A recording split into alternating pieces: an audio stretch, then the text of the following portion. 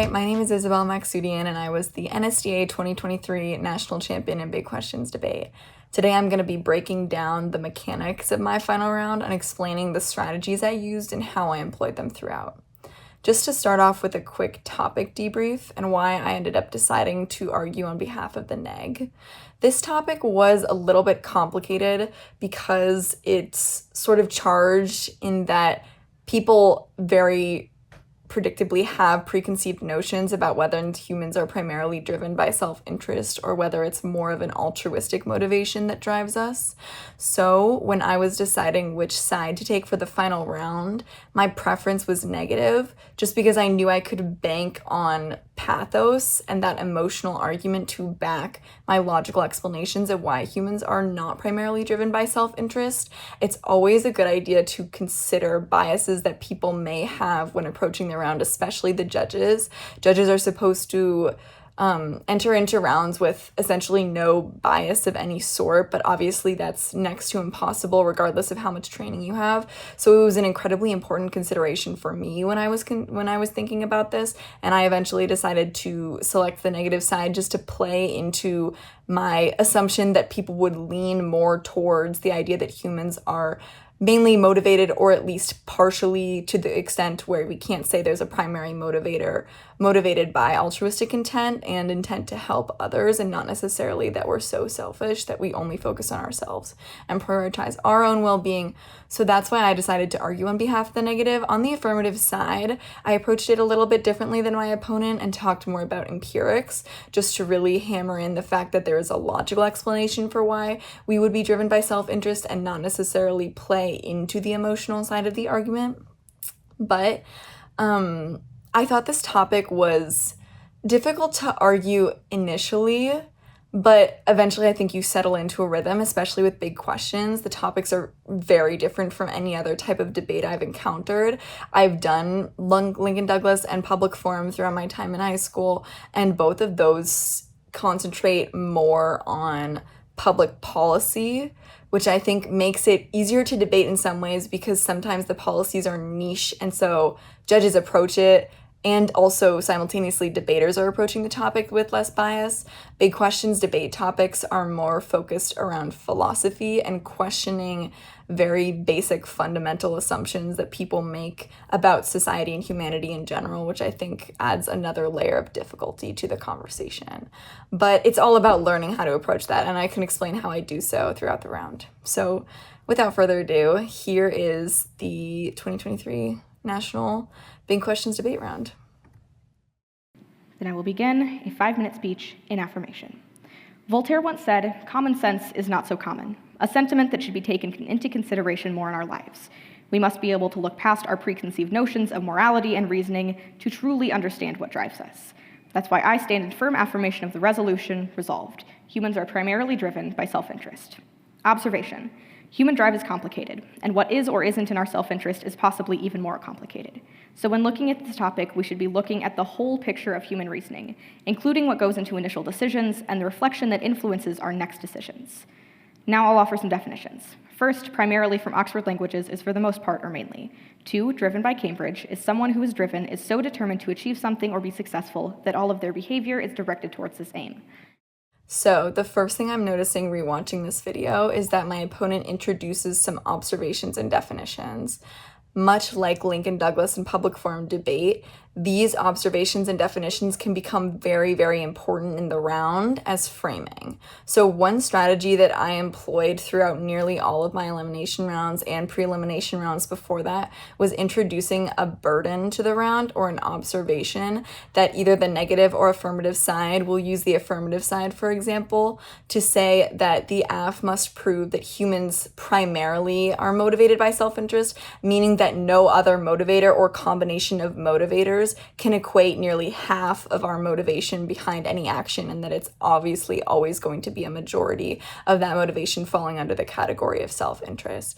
And that burden becomes very important in the round when your opponent concedes this point by dropping it. I think a lot of people don't pay attention to observations, and that can be a critical mistake when it comes to observations that will entirely shift the focus of the debate. So in previous rounds, when my observation went dropped by my opponents, I I was able to now assert that it's true that the AF has to prove that our primary motivator is always going to be self-interest, and that nothing can equate it or be occurring simultaneously. Otherwise, that would be a neg ballot. And in many of my other rounds, that was a successful strategy to use in order to make it easier, at least for me, to wedge my arguments into the discussion and gain an advantage. And 3, self-interest, from the American Psychological Association, one's personal advantage or benefit. Self-interested behavior includes both the pursuit of rewards and benefits and the avoidance of cost, dangers, and harm. Contention 1, Kohlberg's theory of moral development. First, let's look at how we make decisions the first time. The theory of moral development is based on the idea that human beings pass through 3 levels of reasoning and decision-making between infancy and adulthood. The first level includes children under 6 years old and contains 2 stages based on avoiding punishments and seeking rewards. This is pure self-interest. Again, here, when your opponent in a big questions debate round or in any debate round in general introduces a theory or a structure of knowledge that you're entirely unfamiliar with, it's really important to drill on that in the cross-examination section and make sure that you have a complete understanding, just because if you're unfamiliar with it, it's likely that the judges are too. So I had never heard of this structure of ages and division of self-interest and motivators before.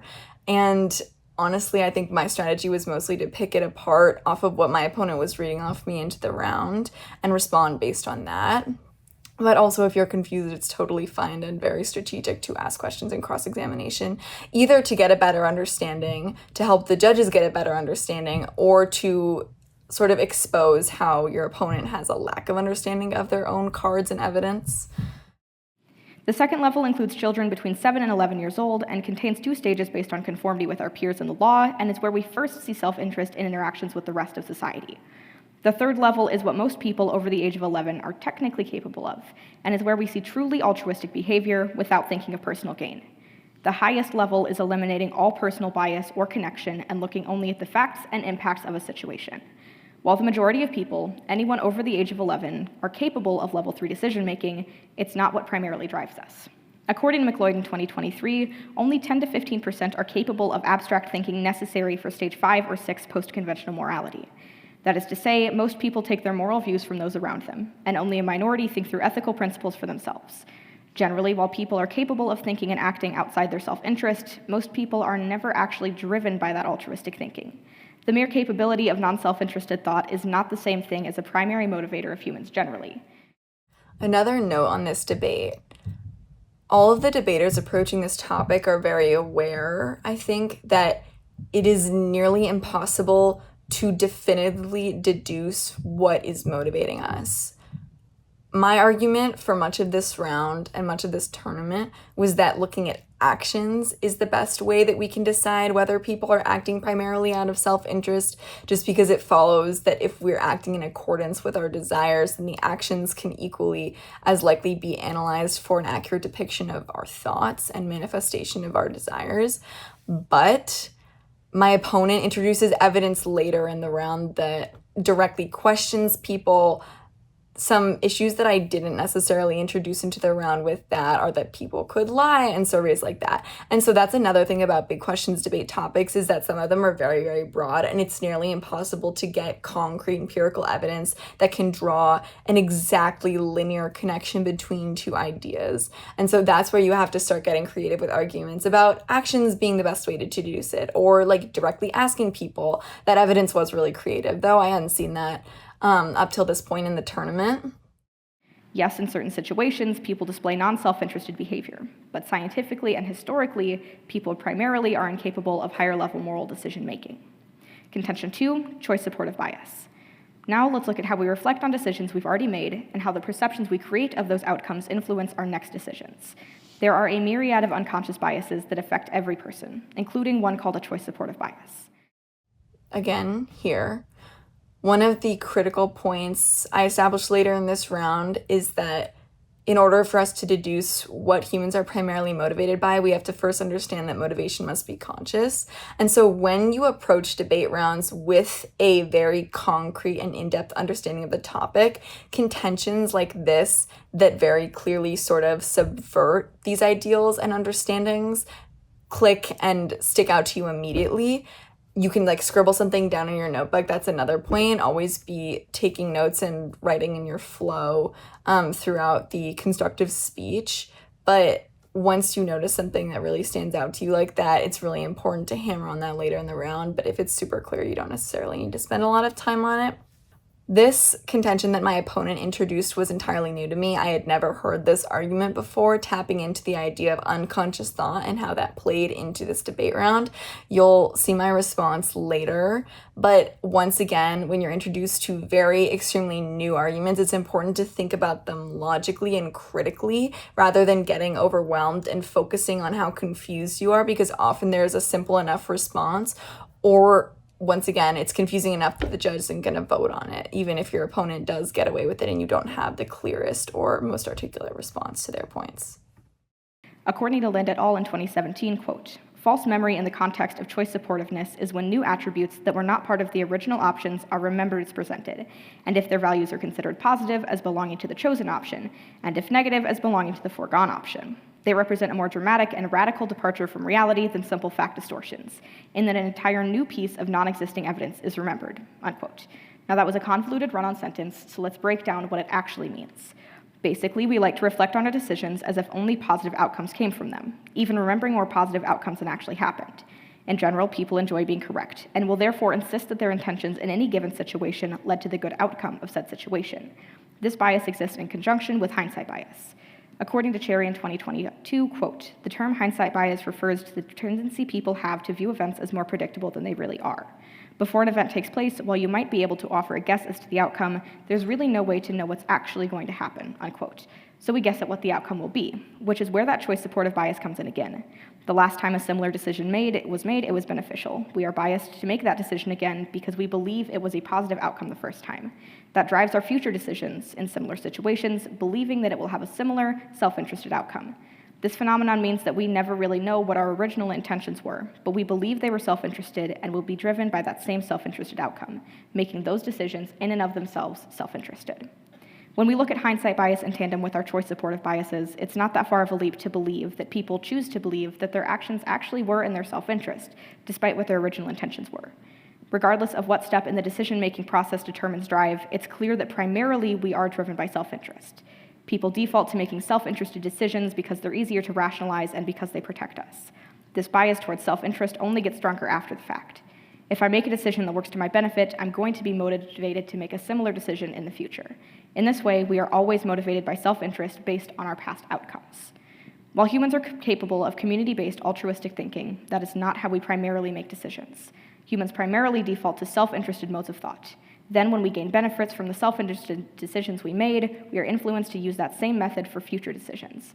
And it's for these reasons that I can only urge a ballot in affirmation.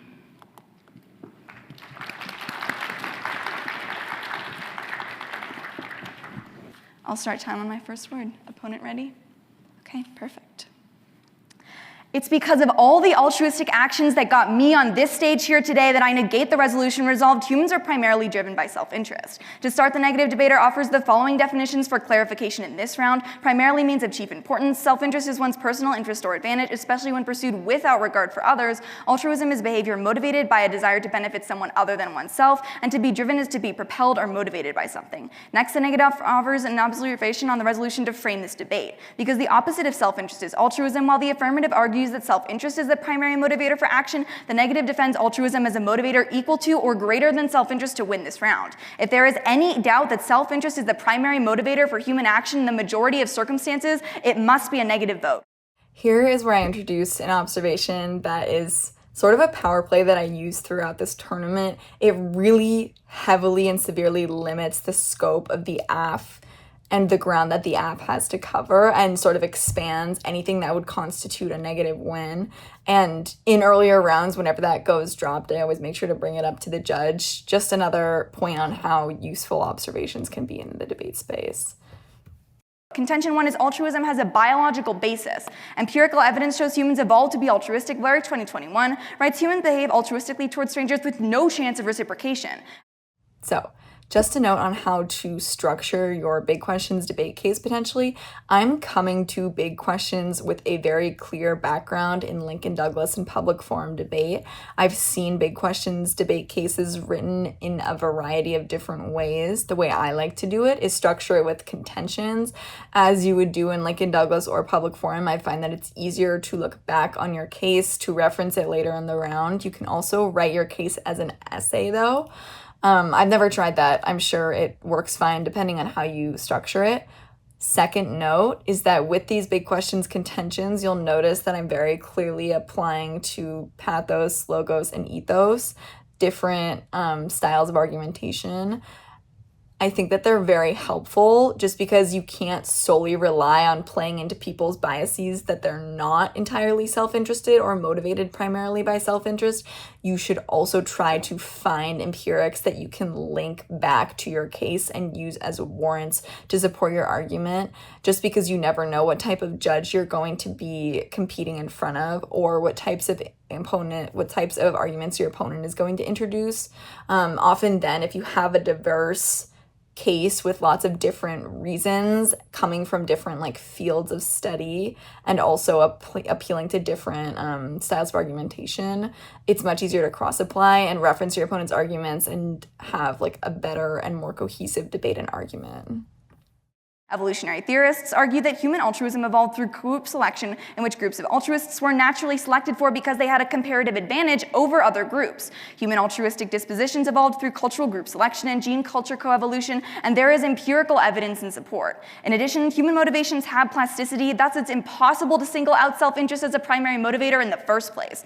Agnew 2014 writes, although social concern tends to dominate social life, it's frequently possible for a small number of cheaters to take advantage of the social concern shown by others. As such, there is tendency for individuals to exhibit some plasticity, acting on social concern in some circumstances and on self-interest in others. Not only is it impossible to identify self-interest as a primary motivator, but altruism is a default human behavior in most situations. Experiments with children prove they are altruistic. It's our most fundamental drive. Wernick and Tomasello 04-07 write, pro-social behaviors are at the core of the human condition. Children as young as 12 months show concern for others in distress and sometimes intervene by comforting them. Most recently, it's been shown that 18-month-old children perform unrewarded acts of instrumental helping. Importantly, children did not perform these acts in control conditions where no help was needed. In these acts of instrumental helping, the children understood the other's unachieved goal and were motivated to help him achieve it. Even adults exhibit these altruistic tendencies towards total strangers. Agnew 14 writes, people are inclined to help innocent others in distress, particularly when they personally encounter these others. This is the case even when there is no benefit and some cost to providing said help.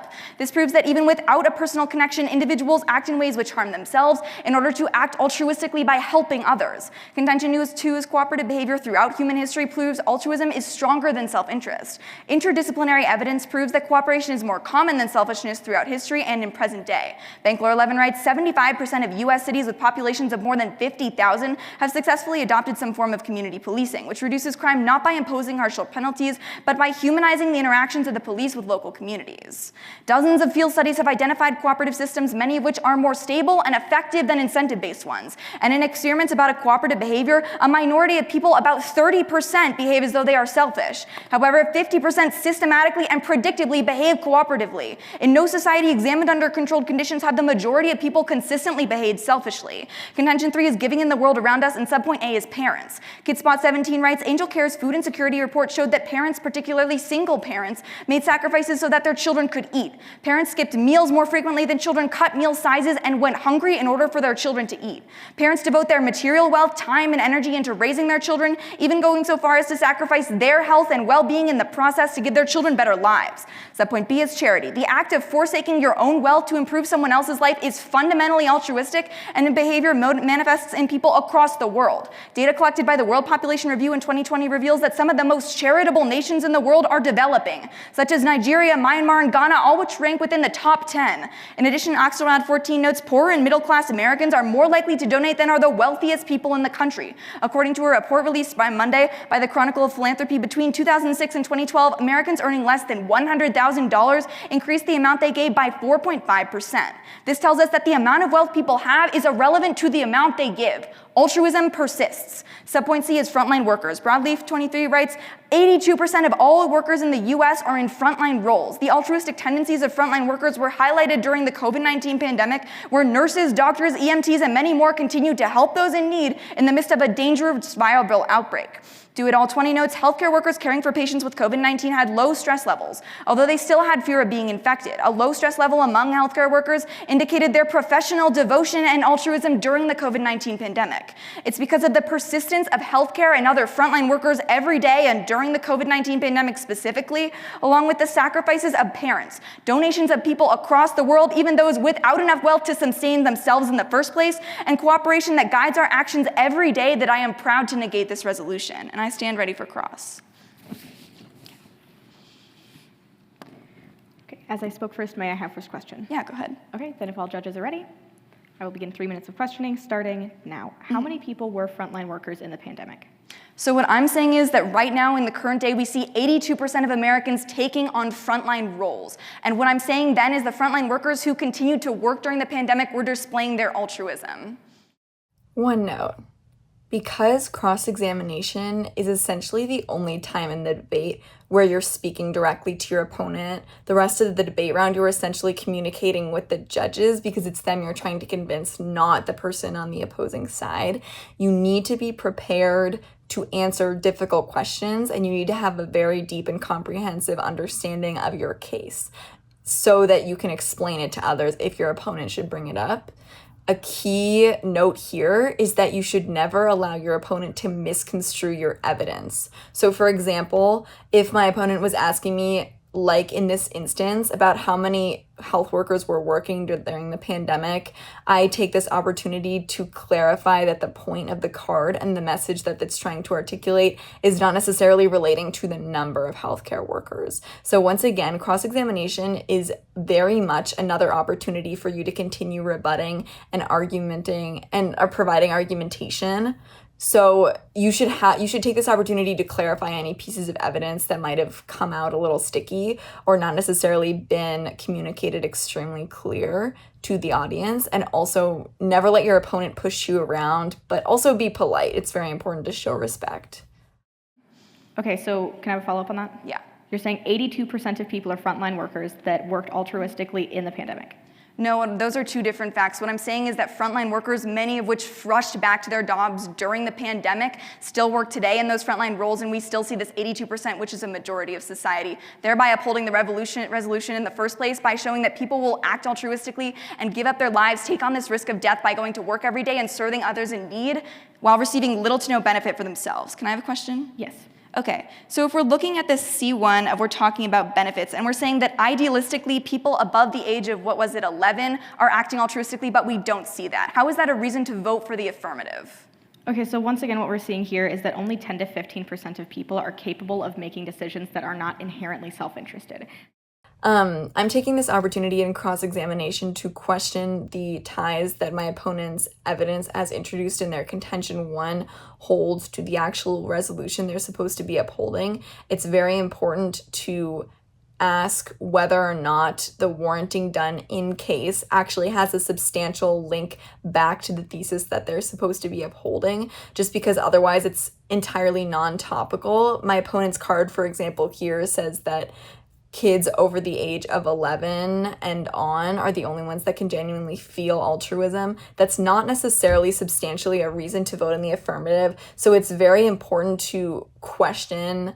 And honestly, you don't have to necessarily bring this up in the cross-examination, but it's very important to mention throughout the round that if a piece of evidence doesn't have a substantial tie to the actual resolution, you need to point that out, essentially.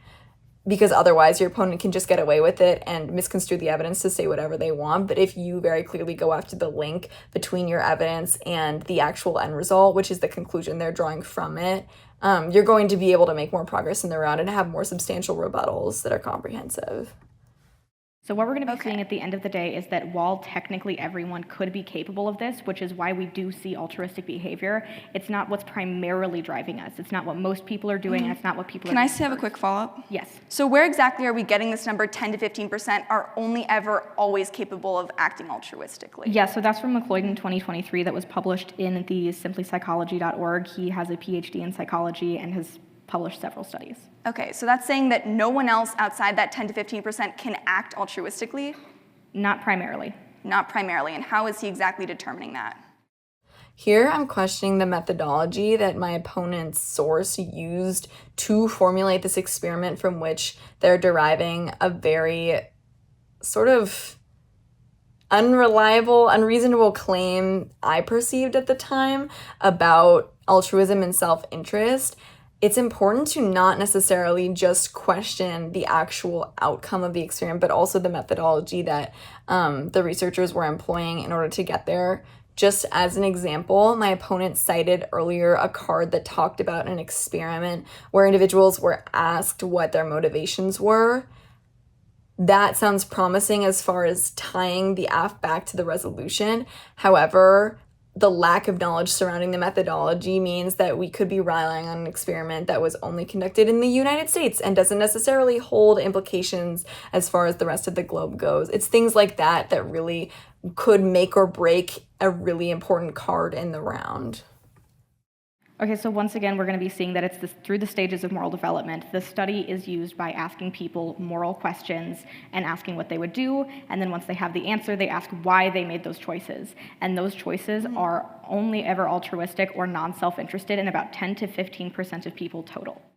Here's an example of my opponent having a very clear comprehension of their own evidence, which makes it easier to explain to the judges and also made it easier to explain to me. And once I have a better understanding too, we can all have a much more enriched and productive debate. And so that's always a skill and goal that's very important for debaters. I think it's something that's sort of easily overlooked, maybe not at this point in debate tournaments, but on lower levels, is people just slapping taglines on cards and then running them without actually understanding them, which becomes an issue as far as like having quality debates goes and comprehension. Okay, you can have a question. Okay, going back over the idea of cooperation, you say that 30% of people behave selfishly, but 50% of people cooperate. Can you just tell me more about that study? Yeah, so essentially what I'm saying in this card is that empirics have shown, I can pull up the study or show that to you at a later date, but essentially what this card is boiling down to is that in controlled conditions, when we're eliminating other motivators, we inherently see people acting cooperatively, acting altruistically, at least 50% of the time, thereby fulfilling my observation and the burden that I set for today's round. But even then, you only ever see 30%, a minority, a significant minority, systematically behaving selfishly and prioritizing their self-interest. Okay, can I have a follow-up on that? Yeah. How did we determine that number?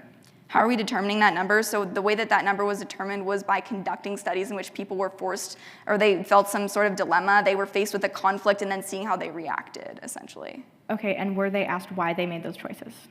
They weren't. This is observing the behavior. So we can tell their motivations essentially by seeing what they're doing. If we see cooperative behavior taking place, we can inherently deduce that that was made and people were valuing the decisions that the group was making and the effects on the group to an equal degree that they were valuing the effects on themselves. And that's time. I will take some running prep starting now.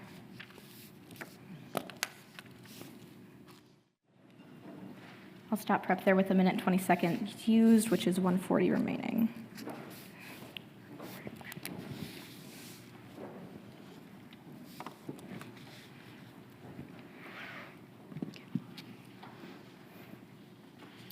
Quick roadmap, I'll be going over framing definitions and then down the negative case. Any of my judges not ready, or my opponent? Wonderful. Then I will begin my 4-minute speech and affirmation starting now. First on definition debate, we're going to look to the definition of primarily. My opponent says that it's chiefly or first off, but what we're going to want to look at here is that every other definition from Oxford, Merriam-Webster, Cambridge, and dictionary.com are all looking at what most people do most of the time. We should be looking to the common man's definition in a common man's debate. Same thing with the definition of driven as compelled. I can give you a definition from Cambridge, a definition from Oxford Languages, and a definition from Merriam-Webster that are talking about driven as a conscious choice, therefore therefore, once again, that's what we should be looking at. Even if you don't want to believe that, you can see that we cannot know what unconsciously drives us. We can't know what compels us every second of every day, but we can know what conscious choices we take. Going down to observations, we're going to see that my opponent says that altruism is the opposite of self-interest, so they just have to prove that altruism is more important than self-interest. First of all, opposite of self-interest is not inherently altruism. Self-interest can be the opposite of altruism or the opposite of self-destruction. There's a lot of different ways to look at this, and my opponent doesn't have to prove altruism, they have to disprove self-interest. Now let's get into actual contention levels. First, on contention 1 of biology, about how humans are inherently altruistic. My opponent talks here about infant altruism too, but just top shelf, we're going to see that my opponent never proves that primarily altruism is what's driving us here. My opponent never proves that that's what's driving most people most of the time, and my opponent never actually proves drive here. The capability of altruism and these altruistic outcomes do not inherently mean that people were driven by altruism, which we'll get down to later too. We're also going to be seeing on infant altruism specifically that my opponent talks about how infants here should be the benchmark. However, what we're going to see is, according to Dunfield, a member of the Queen's University Department of Psychology in 2010, quote, "Even in the earliest instances of helping behavior, infants are not indiscriminate, but instead they direct their help on the basis of previous interactions with individuals. Infants thus do not solely avoid helping previously unwilling individuals, but will selectively help those who have shown a willingness to provide," unquote. Therefore, children are not inherently altruistic. Their seemingly altruistic actions are actually self-interested based on reciprocation. So what we're going to be seeing here too is that even if there is a seemingly altruistic action, largely those are based in reciprocation. They're based in safety. You can see from my contention 1 on Kohlberg that inherently people want to fit into societies. That's the level 3 and 4 that humans inherently default back to, and those levels are conforming with society, so therefore it's still self-interested.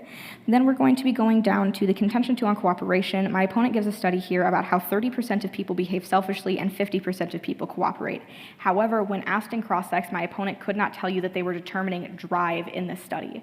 There were outcomes that were seemingly altruistic, but my opponent cannot tell you if people were driven to make that choice based on altruism or self-interest. However, go back to my McLeod 2023 study that shows you that 10 to 15% of people are ever capable of being driven by something that's not self-interested. Self-interest is morally neutral. It doesn't have any moral judgment on it. Just because a good outcome comes out of a self-interested decision does not mean that it's not self-interested. Then we're going to be going down to contention 3 on giving. Parents, first and foremost, we're going to see that there's 3 main responses to this idea of parents being super altruistic. We're going to see that 1, Kohlberg proves that parents are still self-interested. Level 3 of Kohlberg's moral development theory is based in conformity with society. The reason many people have children is to be part of a society that demands marriage and children. Conformity is still self-interest.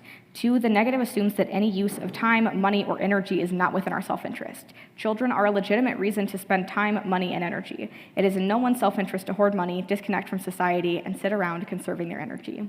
And 4, many parents do not act altruistically. According to Brown with the National Library of Medicine in 2022, quote, "Approximately 1 in 4 children experience child abuse or neglect in their lifetime," unquote. Therefore, many parents do not act altruistically towards their children, and unless my opponent can prove that the majority of humanity parents altruistically, then they will not win this point. At the end of the day, we're going to be seeing that all of the actions that my opponent talks about as giving are based in altruism and cooperation, which are inherently still self-interested, and that is why I can only urge a ballot in affirmation. Okay.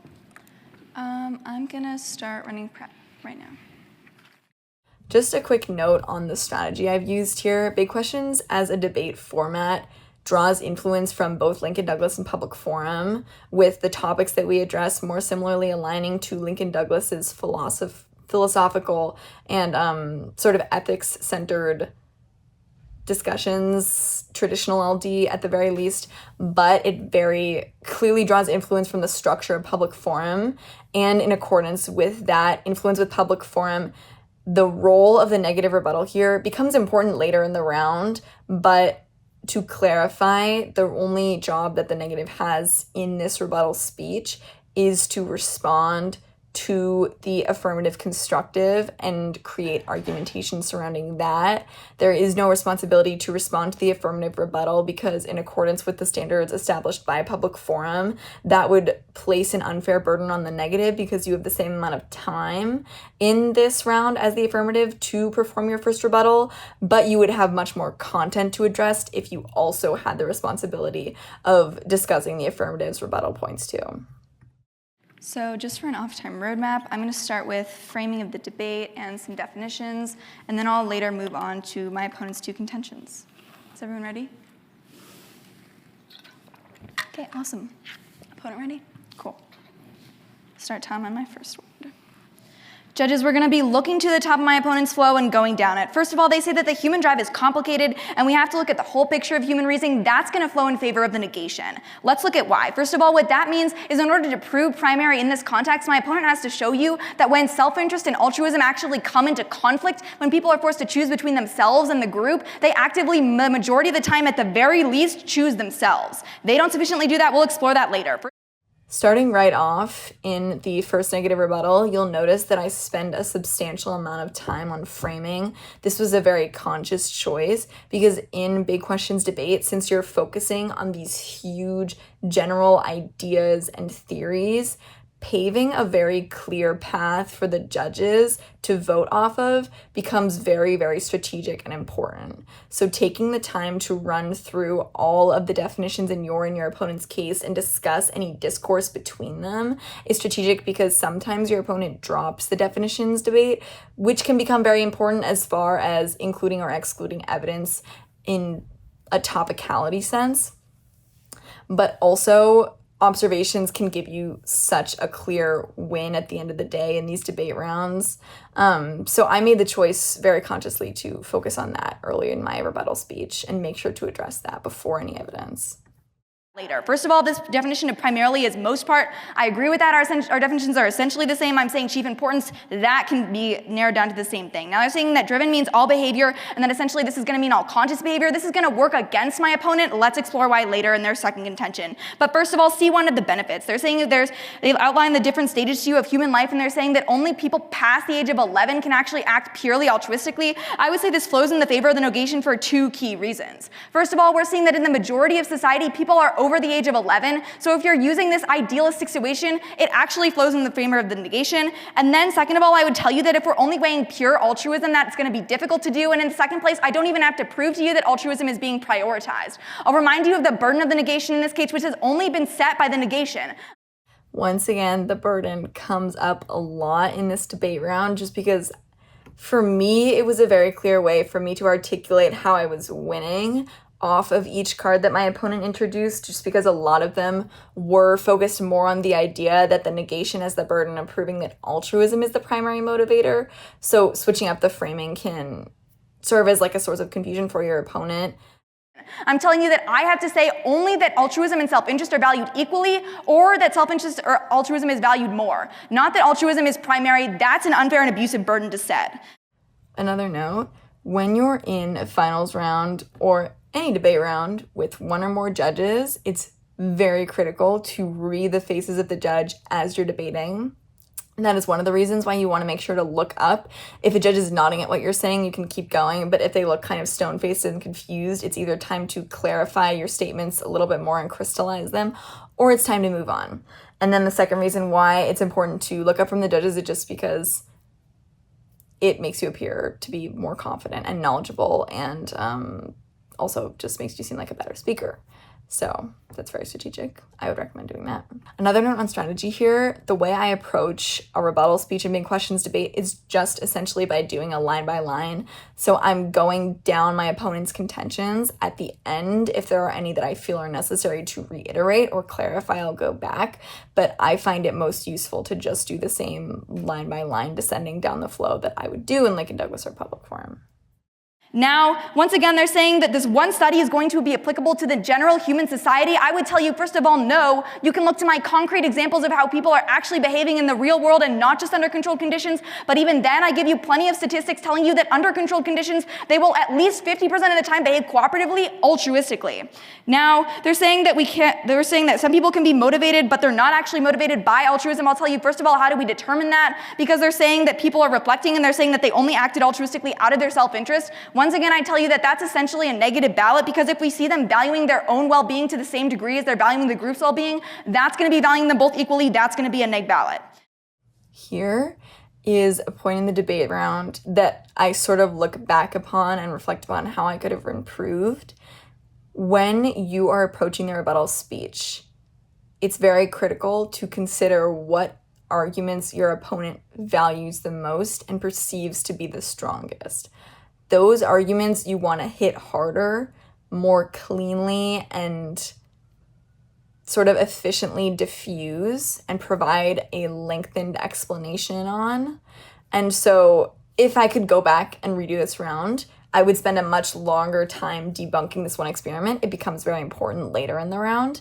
But the response I gave is fine. It's also just critical to provide a response to anything you think could be a problem if it went dropped on your side of the debate. So, for instance, if I had completely dropped this contention instead of just providing an explanation or a rebuttal based upon the observation that I had been consistently hitting on, I would have no grounds left with which to stand on as far as this contention went, and that would become a problem.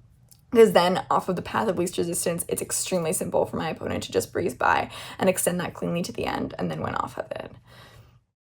Now they're saying science and history reflect our altruism. I would say instead you look to my Bank Law 11 card, which tells you that in society today, we have a majority of cooperative systems. Look to this study, which tells you the US actually has 75% of cities with populations of over 50,000 forming these cooperative systems. This is proving altruism. Topicality is also very important to consider in big questions debate rounds. There's a lot of stuff that's important to consider in big questions debate rounds, but particularly for this round and this topic, a lot of people were making arguments about like the biological and unconscious motivators behind human action, while at the same time providing definitions of motivations that were centered around conscious thought.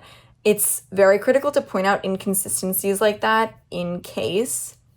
And also, like, for example, if my opponent had dropped my definition of motivation and my definition was exclusive to conscious thought, and their contention had content like this that referred to unconscious behaviors, if it's already been dropped and seeded, then you can just essentially negate that as non-topical and harmful in the round to extend cleanly through.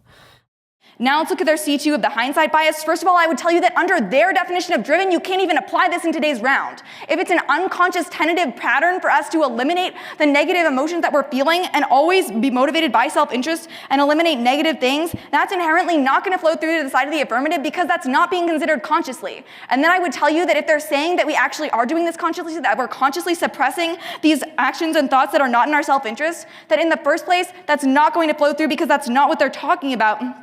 And then also, in the second place, if we're actively suppressing these self-interested thoughts, why is that necessarily in our self-interest in the first place? Because when you're on a big stage debating, or debating in any context, and you feel yourself sort of starting to speed up, it's always important for me to take a breath. It's going to be harder for people to understand you, and also your ideas sort of all mush together if you don't take a moment to collect your thoughts. That's a recommendation I would have.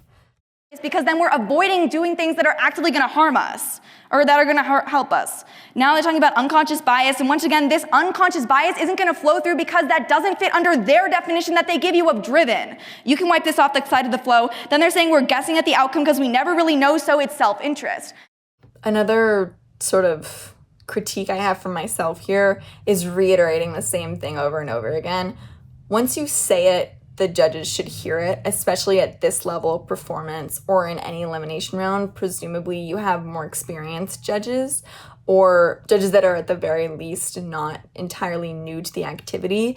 And so the idea with the judges is that, okay, first of all, they're unbiased. Obviously we know that that's not completely true. I already sort of talked about how I dealt with that in this round earlier. Second of all, they hear everything you say. That's an assumption you sort of just have to try and rely on, whether or not it's true, just because reiterating ideas over and over again detracts from the time you have to put in more content into your arguments.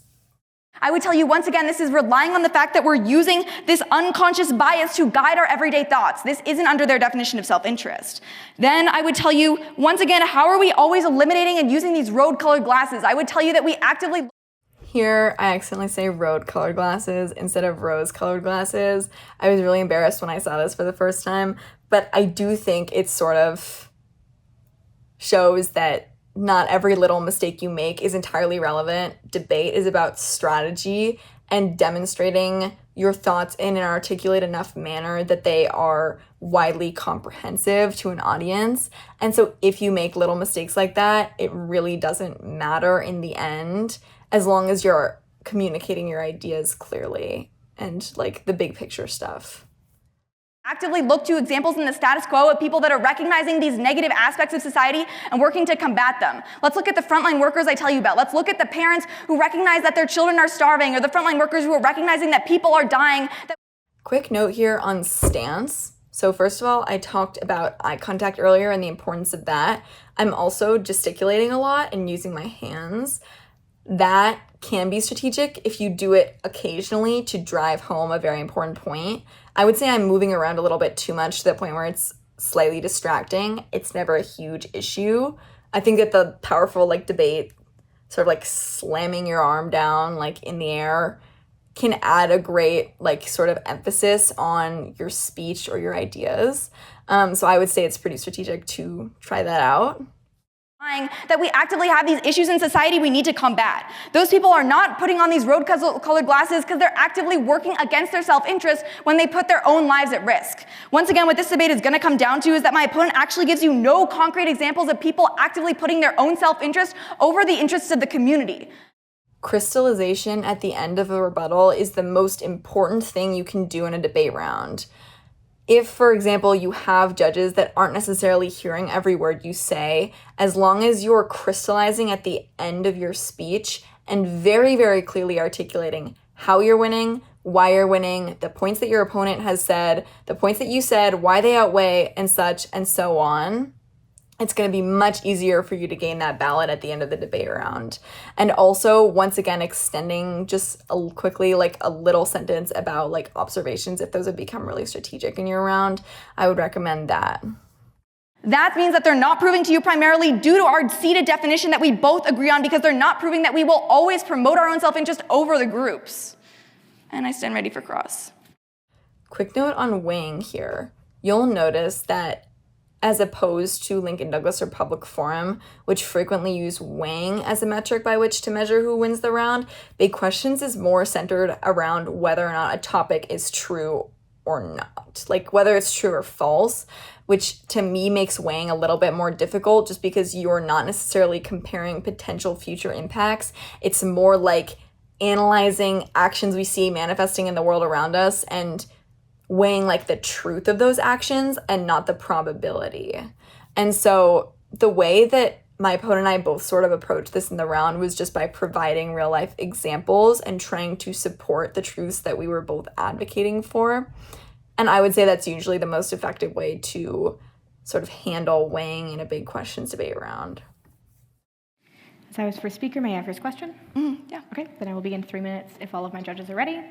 Starting now. I'm going to go back to that study on the 30 and 50%. Yeah. Once again, do you ever show why people made these decisions? So what I'm saying is, in the first place, because we're acting cooperatively 50% of the time, that means that in the decision-making process, since the group and us benefit equally, we had to value those two equally in the first place. And then I would tell you that even if somehow we're valuing the group's interest only for our self-interest in the first place, once again, that doesn't go to primarily because we're saying of chief importance, and we had to value both equally in order to act out of the interests of both. And then on top of that, I would tell you that this isn't even an example you could turn in your favor, because since the group is benefiting, that's always going to be altruistic, because there's only one definition of altruism in that round, and it means helping the group. Can I have a question? Yes. Okay. So once again, if we're looking at this hindsight bias, you say in your case that it's an unconscious bias. How can we use this to evaluate the round?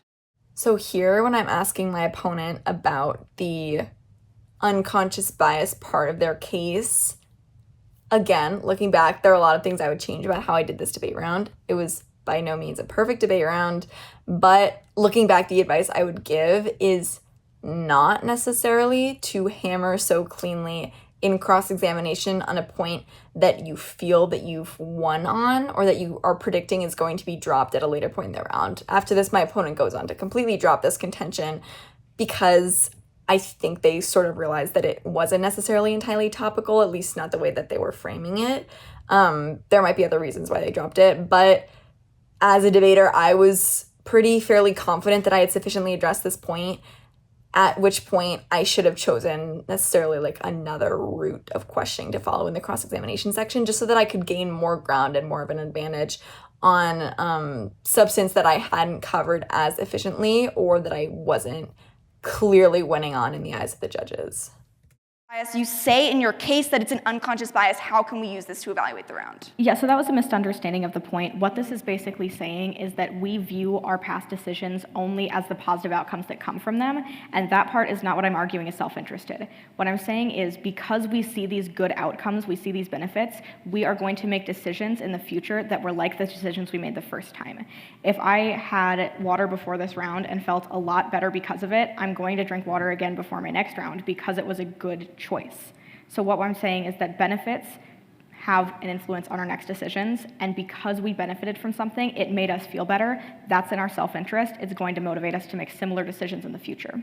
Okay, can I have a quick follow-up? Yeah. So if we're using these benefits to determine our next course of action, why then do we see people actively and consecutively risking their lives to help others? Why do we see these altruistic acts still taking place if they're not making us feel good? Okay, so the assumption that they don't necessarily make us feel good is flawed logic. So first of all, frontline workers that you're talking about, number one, during the pandemic couldn't just find another job. Also, they already had the job that they had. They were getting paid more money than they were before the pandemic, and they were getting other benefits. So we're still seeing inherent self-interest benefits to the person. Okay. And once again, we have that McLeod 2023 card showing us that 10 to 15% of people do act altruistically, but when we're looking at what most of humanity does and what most of humanity is driven by, we're going to be seeing that it's self-interest. So just one quick follow-up. On this 10 to 15%, if we're saying that only 10 to 15% of people can act altruistically, why do we see many more actually acting altruistically? Like, is this saying that this 10 to 15% is purely altruism and the rest is self-interest? I'm still confused. I'm not saying that they're purely altruistic. I'm saying those are people that are capable of making purely altruistic choices. Okay. But once again, the burden is not on me to provide that that's most of society. If you would like to disagree with that, then you would have to provide a statistic saying that all of the people that you're talking about, like these frontline workers, are more than 10 to 15% of the general population, and that they are inherently driven by something other than self-interest. Yeah. And that is 4 seconds left. Quick off-time roadmap, framing, and then AFNEG. Anyone not ready? Then I will begin my 3-minute speech and affirmation, starting now. First, going over definitions, we're going to see that my opponent basically conceded to the definitions of primary and drive. So once again, we're looking at primarily as for the most part or mainly. That's what we're going to be seeing. So we need a statistical and we need a numerical majority on this. And for drive, we're going to be looking to conscious choice. Once again, my opponent says that this turns case, but I'm going to show you why it doesn't as we go down.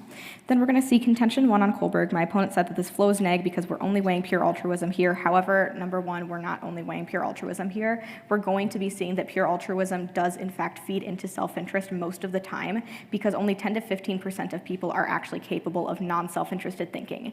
Just because a good outcome comes out of something or because an outcome benefits people, that does not mean that people were driven by that good benefit. Once again, we have to look to every word in the resolution, so we have to prove that people are primarily driven by self-interest or altruism, one of the two, not just that they can act with benefits to the self-interest or altruism.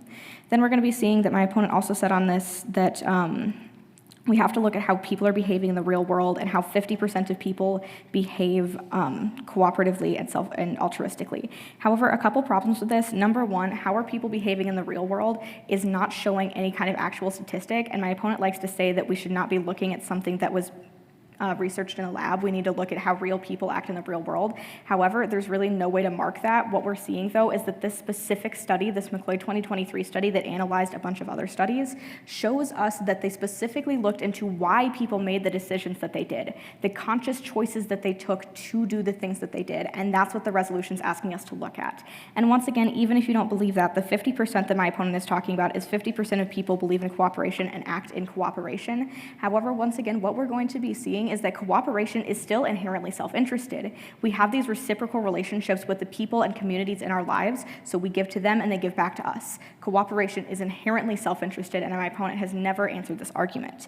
Then we're going to be going down to contention 2 on choice supportive bias. My opponent said that this can't apply because it's unconscious, and according to the definition of drive that I gave, it doesn't matter. However, as I answered in cross-sex, this is a misunderstanding of this point.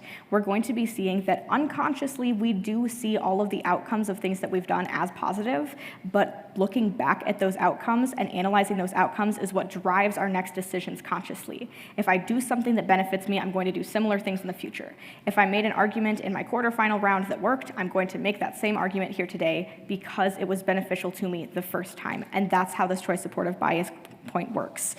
Then quickly going over to the neg, my opponent did not get back to this side, but we're going to be looking at the fact that this entire case is based on altruism and cooperation. But we're going to be seeing once again that altruism and cooperation are inherently self-interested. You can see that with my Kohlberg contention that people fit into society and fit into the laws as is in their self-interest, and that's what's primarily driving them. So at the end of the day, all neg points flip over to the AF, and you're going to be seeing self-interest that way, and I could only urge a ballot in affirmation. Okay, I'll be starting running prep, and I'll start that now. Just as an off-time roadmap for this round, or for this speech, I'm gonna be doing some framing at the top and definitions, and then I'll be moving down extensions on my case, and I'll flip over to my opponent's case, and I'll do some voters at the end. Is everyone all set? Okay, awesome. Opponent all set? Okay, I'll start telling my first word. Judges, remember, if we're using these two definitions of primarily and driven to evaluate the round, it's gonna be a negative vote. Let's explore why. At the top of every single speech in this debate, I say pretty much those exact same words, re-illustrating the same idea just to drive it home.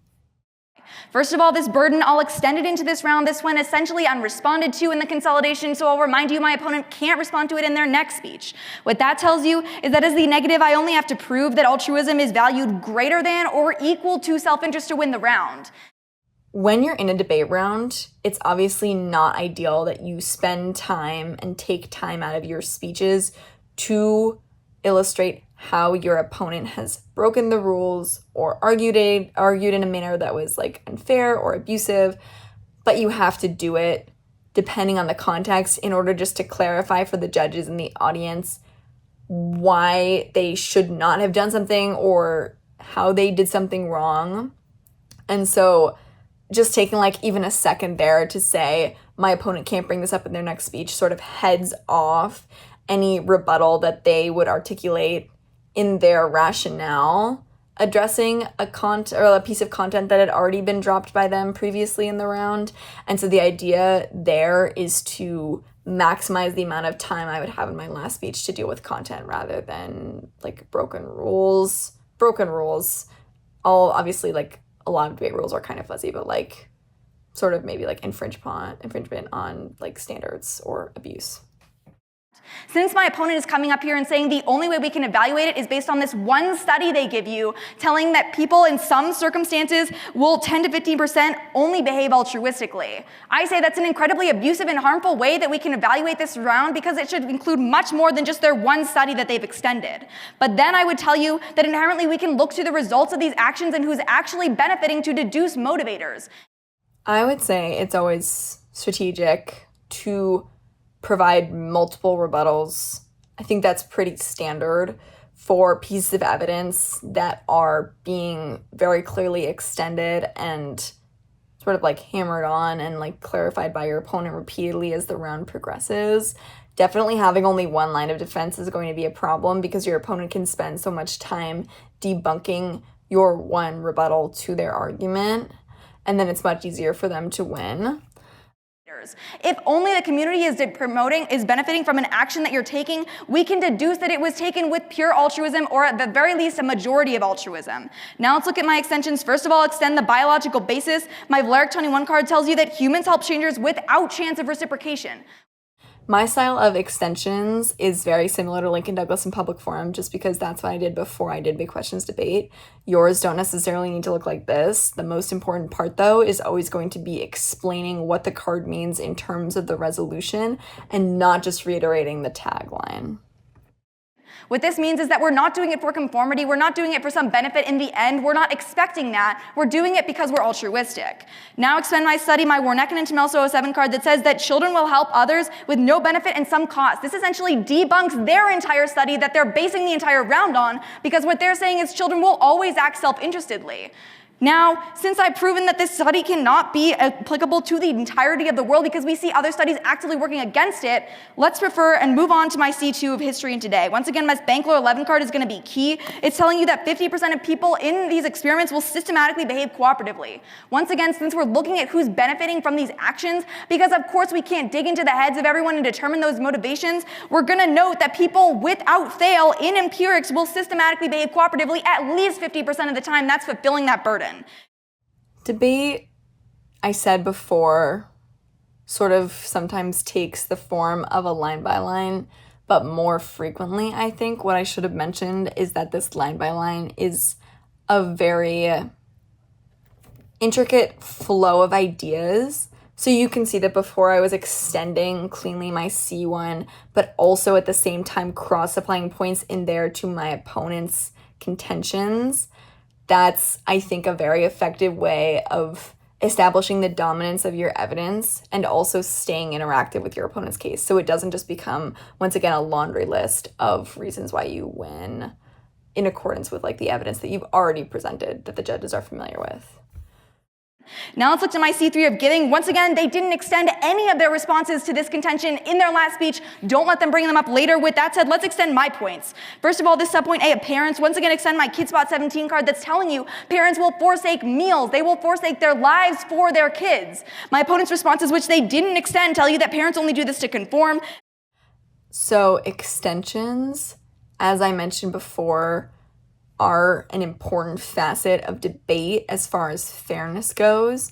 And so if your opponent doesn't respond at all to points that you've made, they go essentially dropped in the round and seated. And I always take time to point that out to judges just because, once again, you want to think that judges like know every single rule and have been paying that much attention, but simultaneously it's the debater's job to explain how the judges should be voting and why they should be voting that way. So if there are cards that you think are going to be important, you need to specifically say, this point has been dropped and seated by my opponent. Don't let them bring it up later. This means it's automatically true in the round. And children are the legit reason. I tell you they're a legit reason because their parents care about them. Now let's look to charity. Once again, this is going to be key in this round because my Axelrad 14 card is telling you that middle-class Americans will donate the most. People with the least wealth are the most altruistic. And frontline workers, that's 82% of the population. That's a majority. They're risking their lives. You'll notice I spend the grand majority of my consolidation speech reiterating my own points.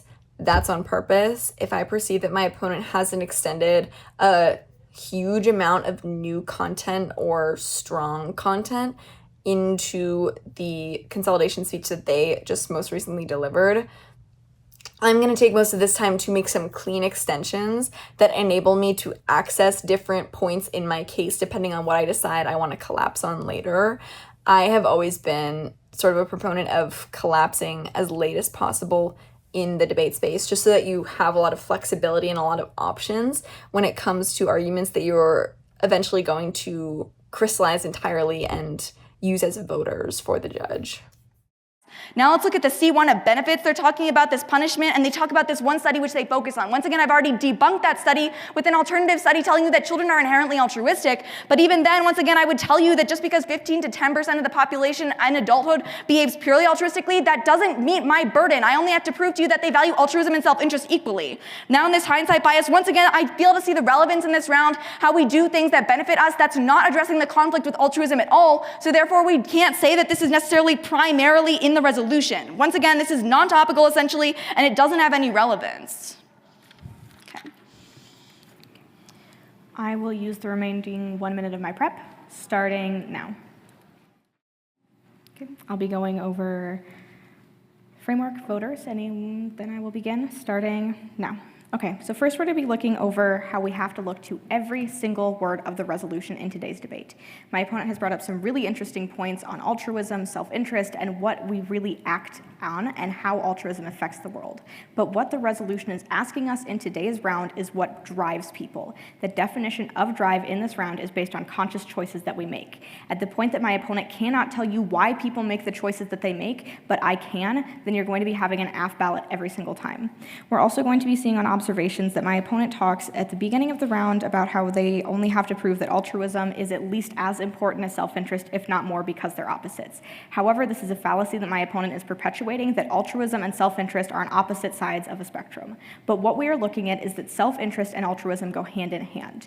We give to society because it reciprocates back to us, a point that my opponent has never disproven. They've simply said that altruism is real. And every time that my opponent gets up here and tells you that altruism is real, they are feeding into the affirmative side. Knowing that, let's get into voters. We're going to look first voter of altruism, basically neg contentions. Once again, we're going to be seeing that the neg never actually shows us what drives people. They talk about biology, they talk about cooperation, and they talk about people giving to other people. But I'd like to first point out that they dropped their case in the first rebuttal, and then they say that I can't bring things up that I dropped at one point, but then says that they dropped their entire case. So at the end of the day, what we're going to be looking at is, even if we are looking to drops, we're going to see that the neg dropped their case. But regardless, we're going to go over down to contention level, and we are going to see that once again, biology and cooperation are not unself-interested. At the end of the day, my opponent has not answered the argument that altruism is inherently self-interested because of reciprocation, has not answered the argument that when we see infant altruism is because they know that they will get something in return. So at the end of the day, when we look to what the resolution is asking us, you have to realize that my opponent has never answered that question. Then the second main voter of today's round is going to be the AF contention level. First, we're going to be going over the Kohlberg and the McLeod 2023 card that I've been pulling throughout this round. We're going to see that Kohlberg has never actually been disproven, and this idea of the moral development theory has not been warranted or argumented with a warrant. But we're going to be seeing that this study looks into the actual drivers behind people. People were given moral dilemmas, they were asked to evaluate them, and then they were asked why they evaluated them, what conscious choices they made, and why they would make those decisions. So at the end of the round, you're going to be seeing that the only piece of evidence that actually talks about human drive is this McLeod 2023 card, which says that only 10 to 15% of people are ever capable of anything other than inherently self-interested decisions. We're going to be seeing, too, on my choice supportive bias point, that it is a real-world example that my opponent keeps talking about. We have to look to real-world examples, and this has been dropped by my opponent. We're going to be seeing that when we do things that are beneficial to us, we are more likely to make those same decisions in the future based on the benefit that happened to us in the past. So at the end of the round, just remember that altruism and self-interest go hand in hand, and it is why I can only urge a ballot in affirmation. Okay, awesome. I'll use my remaining 36 seconds, and I'll start that now. Okay, that's time. So the order for this round is, once again, going to go framing and definitions, and then burdens, and then extensions on my case, and responses to my opponent's case, and then I'll do voters at the end. Is everyone all set? Okay, awesome. I'll start time on my first word. Once again, judges, what this round is essentially going to come down to is my dropped burden. Again, the burden. My opponent responded for the first time since rebuttal in their rationale to this burden. Don't let them do that.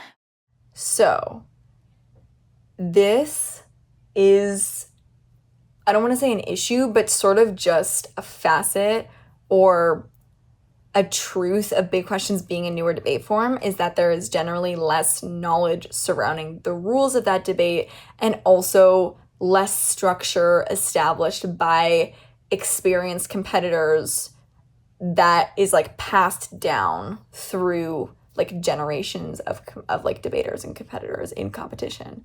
So what that means is that it really is your responsibility as a big questions debater to have a clear understanding of the rules, like the correct rules too. In my final round, when I encountered this instance of sort of an incorrect rule or like assumption being introduced very late into the debate, I had to take time out of my rationale speech to explain why that was false, and that detracted from any sort of like substance that I could have introduced in those like few seconds that probably wouldn't have necessarily like overwhelmingly helped me, but it is something to note, which is why I think it is really great to like establish more big questions debates programs, but also like just like encourage new debaters to try it out. I think that once you have a very clear comprehension of the rules, it's very easy to do well if you also have like previously established debate skill. Do that. Once again, I'm going to extend it with saying that I only have to prove that we value altruism as a motivator greater than or equal to self-interest to win this round. And I clearly outlined to you a way to do that. We look at the results of these actions and who is benefiting. The reason why is because otherwise this debate comes down to the one study that the affirmatives presented that I've essentially disproven with my Morneckin and Tomelso 07 evidence. The best way to debate, in my opinion, is to keep your language, I don't want to say super simple, but very, very clear. You can see here I'm saying like the reason why is this, and this matters because, like, using connectors like that very, very effectively communicate your progression of thoughts and logic is the best thing you can do to crystallize your ideas. What that tells you is that the only point that the affirmative has extended on the offense is this study that I've already disproven to you. And then once further, let's look to my case. I'm going to extend my C3 of giving. That's going to be crucial in this round. Let's explore why. I'm going to extend the subpoint A about parents. Skid Spot 17 is telling you that parents will give up meals for their kids. They put their lives at risks. In the end, I decided to extend the contention that applied most to like pathos and concrete emotions. I think it was probably one of my most compelling points introduced throughout the round, and also there was minimal argumentation against it that had been cleanly extended up to this point. And so that was sort of my thought process going into it, and it helped that I had also cleanly like extended the different cards in that contention. So it was very simple for me to like just reiterate it once again, but spend more time in my round thoroughly explaining it. What's that telling you is that we have a clear look into the motivation of these parents. Why are they doing these actions if not for altruistic intent? Once again, I'll remind you, there is no offense against these arguments because it was completely dropped, so let's extend that cleanly. What this is telling you is that essentially we can deduce the motivation, which is altruism. There is no self-benefit for these parents that are sacrificing for their kids because no alternative motivator has been proposed. Now let's look at this subpoint 2 of charity. This is also going to be crucial because what this tells you is that the least well-off in society, the people with the least wealth, the people with the least to benefit from giving up that material wealth are the ones who donate the most. What this tells you once again is that altruism is inherent no matter what your status is. The way that I structure my rationale speech here is that I am, once again, doing the framework at the very top, and I spend the time after that doing extensions on my own case and crystallizing my points and also collapsing on one of my contentions. It's very important to put your own content, the content taking directly from your case and from your side that acts as offense first, rather than introducing and like reiterating your rebuttals against your opponent's case, because if you run out of time, it's the offense that's going to win you around and not the defense against your opponent's case. It's less important, I would say, as the negative to do that, because defense under my burden is sufficient enough to guarantee an app ballot because the app is the one that has to eliminate any doubt. But the strongest option is always going to be ending the round with offense left rather than defense.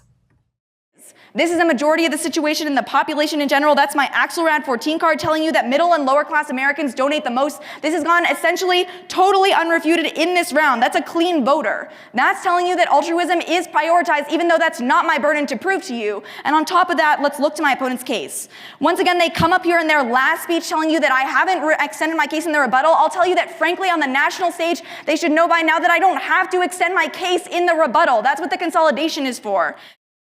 When articulating how a rule or a general standard of debate has been breached or infringed upon by someone you're competing against, it's very important to be respectful, but also clear to the judges about how this creates an imbalance or some sort of unfairness in the round. Now let's move on to their case. They're pointing out this study. This is the only offense they'll extend. Once again, I've already disproven this study to you with my Warnecken and Tomelso card, 707 card, telling you that little children, infants, will help others in distress with some cost to themselves and absolutely no benefit. Again, very important not to just read the name and tagline of the card that you're using as defense or offense, but to explain like why it matters in the debate, because that's what the judges are going to remember. They provide no other explanation. It's going to default to altruism. I've extended that cleanly.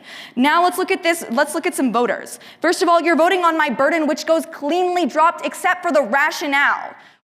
At the end, I just basically do crystallization. This is always a solid way to end the round, especially as the negative going second. You always have that sort of strategic advantage of being the last voice that the judges hear. Use that time wisely. Have your last words be your clearest words, your most articulate words, and your like strongest points in general. Once again, what that means is that I only have to prove to you that altruism and self-interest can coexist. I sufficiently do that because in the majority of circumstances, I've outlined to you how through frontline workers, parents, charity, and in this Blerick 21 card, people will help strangers, help each other without chance of reciprocation. Or they'll act cooperatively, which once again is altruism and self-interest being valued to the same degree. Now, let's look at some other voters for this round. It's going to be that burden and that altruism and self-interest can coexist, and it's also going to be my C3, which goes completely dropped. That's clearly presenting you with the majority of this population who's acting out of altruism and self-interest. At the very least, altruism is valued equally. That's going to completely drop throughout this round. Good debate. Please remain seated. Yes. Audience, please remain seated. So that was my finals round. Congratulations to Lily. Lily also did incredible in this round. This was a great learning experience, and I recommend that all of you try Big Questions Debate. It's really fun. Okay.